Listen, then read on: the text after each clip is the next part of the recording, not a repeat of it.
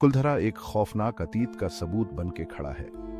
राजस्थान में जैसलमेर के पास ये एक भूतिया गांव है जो समय में जम गया है। कभी पालीवाल ब्राह्मणों की चहल पहल भरी बस्ती अब वीरान और खामोश पड़ी है। सन्नाटा सदियों पहले हुए एक सामूहिक पलायन की कहानी कहता है।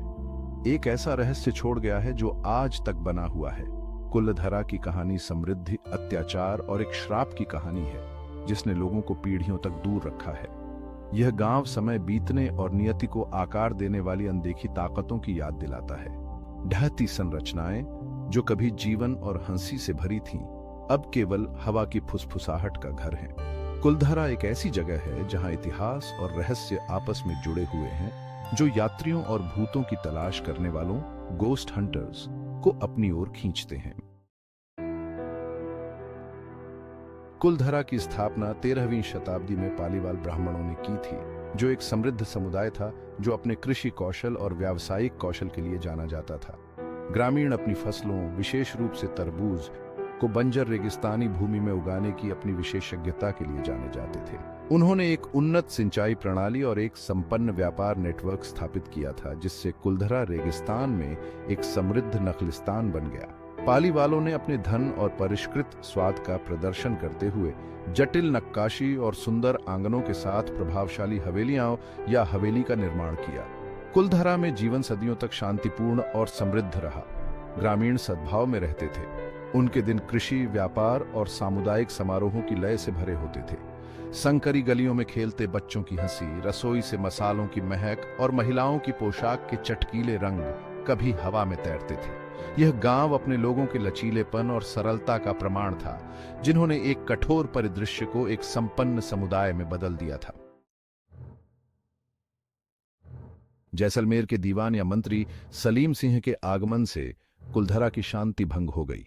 अपनी क्रूरता और लोभ के लिए जाने जाने वाले सलीम सिंह ने कुलधरा की समृद्धि और उसके निवासियों पर अपनी नजरें गड़ा दी।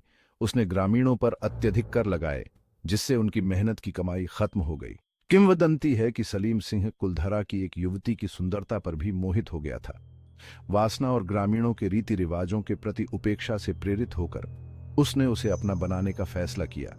उसने अपने पहरेदारों को गांव भेजा और मांग की कि लड़की को उसे सौंप दिया जाए। सलीम सिंह की बातों का ग्रामीणों ने विरोध किया। अपने मजबूत नैतिक सिद्धांतों के लिए जाने जाने वाले पालीवाल ब्राह्मणों ने अपनी बेटी को अत्याचारी के हवाले करने से इनकार कर दिया। वे अपनी परंपराओं और अपने समुदाय की पवित्रता को सबसे ऊपर महत्व देते थे। ग्रामीण गांव के चौक में जमा हो गए। उनके चेहरे चिंता और दृढ़ संकल्प से सने हुए थे। बुजुर्ग आपस में टकराते रहे। उनकी फुसफुसाहट उनके दिलों में बढ़ते डर को प्रतिबिंबित कर रही थी। वे जानते थे कि सलीम सिंह का विरोध करने के गंभीर परिणाम होंगे, लेकिन वे अपने को बचाने के लिए तैयार थे। सलीम सिंह की धमकियों का सामना करना पड़ा और अपने अत्याचार के आगे झुकने को तैयार नहीं, कुलधरा के ग्रामीणों ने एक कठोर निर्णय लिया। अवज्ञा और आत्म संरक्षण के कार्य में उन्होंने रातों रात अपने प्रिय गांव को छोड़ने का फैसला किया। अंधेरे की आड़ में कुलधरा की पूरी आबादी अपने पशुओं और सामानों के साथ रेगिस्तान में भाग गई। उन्होंने अपने घरों, अपने खेतों और अपने पूरे जीवन को पीछे छोड़ दिया। सलीम सिंह के उत्पीड़न के आगे घुटने टेकने के बजाय रेगिस्तान की अनिश्चितता को चुना। ग्रामीण रात में गायब हो गए, एक भयानक सन्नाटा छोड़कर जो किसी भी चीख से ज्यादा बहरा था। उनके घरों के दरवाजे खुले छोड़ दिए गए थे, मानो समय में जमे हुए हों, और कभी चहल पहल वाली गलियां सुनसान थीं। कोई नहीं जानता कि कुलधरा के लोग कहां गए। कुछ लोग कहते हैं कि उन्होंने दूसरे गांवों में शरण ली, जबकि अन्य का मानना है कि वे विशाल रेगिस्तान में मर गए। उनकी यात्रा समय की रेत में खो गई।